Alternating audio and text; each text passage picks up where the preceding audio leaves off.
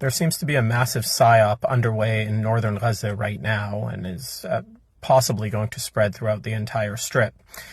Earlier today, protests erupted in northern Gaza, and these protests consisted of somewhere between 500 to 1,000 people, depending on the narratives that you take.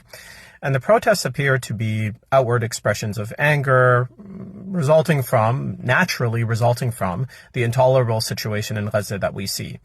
Anger toward the campaign of starvation, anger toward the lack of supplies, anger toward the Israeli genocidal war machine, anger toward Hamas, anger toward Mahmoud Abbas, anger toward everything. But right after these protests erupted, something interesting started happening. And what we saw is that accounts that we know, social media accounts that we know, are affiliated with either Washington think tanks or that are affiliated with the Palestinian Authority, in other words, collaborator accounts, started carrying the story of this psyop with breakneck speed.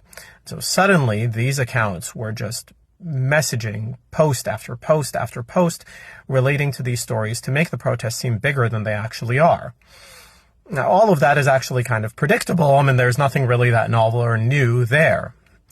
What is novel is that these accounts are trying to portray the protests as having directed their anger specifically at Enes, the Al Jazeera journalist who has been risking his life for 17 months to report on the ongoing genocide.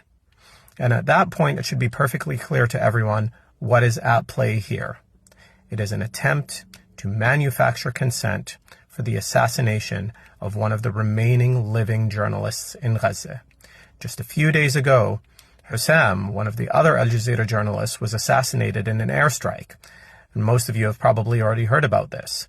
We already know that the family of Wael Dahdouh and Dahdouh himself was the target of numerous assassination attempts, and his family were targeted, and several members of his family were martyred throughout this genocide.